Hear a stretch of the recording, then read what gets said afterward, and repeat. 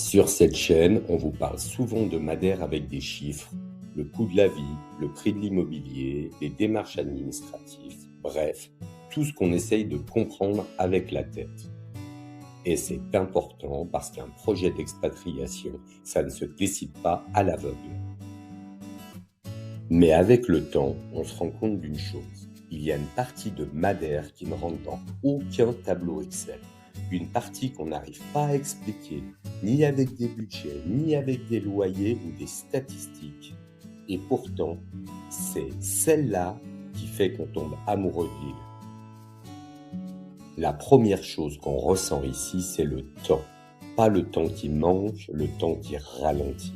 Les journées ne sont pas forcément plus longues, mais elles sont moins compressées.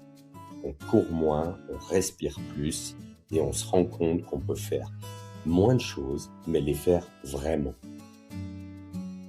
Et puis, il y a la lumière. Ce n'est pas juste le soleil, c'est la qualité de la lumière. Le matin, elle est douce, le soir, elle est dorée, et même quand le ciel est couvert, tout paraît plus calme.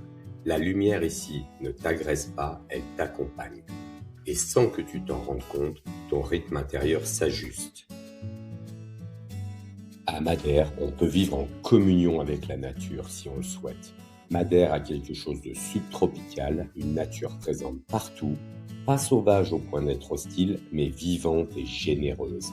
Des fleurs toute l'année, une terre fertile, des fruits qui poussent ici presque naturellement. On sent que la nature n'est pas décorative, elle fait partie du quotidien, elle nourrit, elle entoure et elle apaise. Même en ville, elle n'est jamais loin. Un jardin, un arbre, une colline, l'océan en fond, et sans forcément y penser, on vit avec elle et pas contre elle. Et puis, il y a les villes. À Madère, il n'y a pas de ville laide. Elles sont toutes jolies, toutes différentes, chacune a son style, son caractère, sa façon d'exister. Rien n'est démesuré. L'architecture s'adapte au relief, à la montagne, à l'océan. Elle épouse le paysage au lieu de la combattre. Les maisons sont simples, parfois colorées, parfois brutes. Elles ne sont pas parfaites, mais elles ont toute une âme. À Madère, ce qu'on aime surtout, c'est la tranquillité. Une tranquillité qui va avec la sécurité, le sentiment de pouvoir vivre sans tension permanente, sans méfiance constante. Il y a aussi les gens, leur gentillesse, leur simplicité. L'entraide existe encore ici, la solidarité, le côté humain, quelque chose de discret mais bien réel. Que ce soit avec les Madériens ou avec les personnes venues d'ailleurs, on sent une ouverture.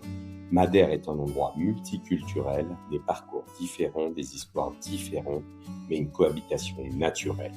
Un endroit où on peut trouver sa place sans avoir besoin de se fondre dans un moule.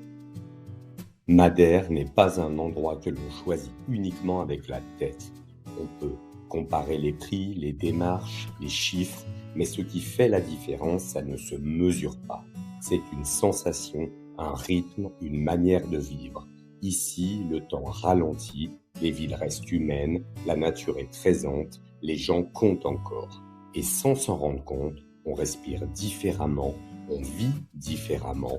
Madère ne promet pas une vie parfaite, elle ne vend pas un rêve, elle offre simplement un cadre dans lequel on peut se poser, se recentrer et parfois même se retrouver. Et peut-être que c'est ça, au fond, tomber amoureux d'une île, pas parce qu'elle en fait trop, mais parce qu'elle en fait juste assez.